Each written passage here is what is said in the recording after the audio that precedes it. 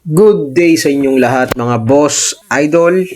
Good day everyone. Nandito tayo ngayon sa Silang Cavite. Along highway lang to.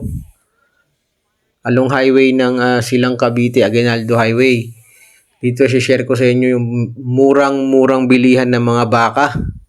So, mura din sa Mahogany, pero akit ka pa ng Tagaytay. Ito, wala pang Tagaytay, so mas mura siya. Tapos, kung nakikita nyo, highway siya, malapit lang siya sa exit ng expressway na Calax.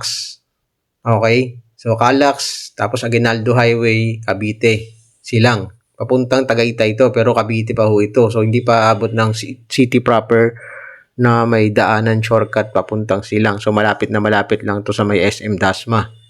Along that way. So, kung taga-Imus ka, taga-Cavite, ay taga-Bacoor ka, taga-Las Piñas ka, taga-Maynila ka, pwede kang mag-expressway, tapos pasok ka ng Calax, labas ka ng bungad na kantong-kanto kasi stoplight na to kung napapansin nyo sa video.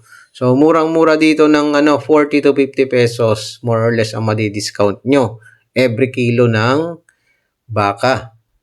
So, kung balak nyo mag-business, pwede kayo magpunta rito or pantinda or pang personal consumption kung marami kayong bibilihin.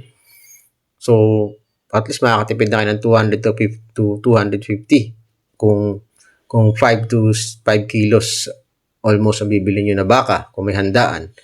So, yon, shinare ko lang ngayong araw na ito. Yan, pauwi na tayo. Yan ang biyahe natin. Aguinaldo Highway, diretso lang yan. Walang liko-liko.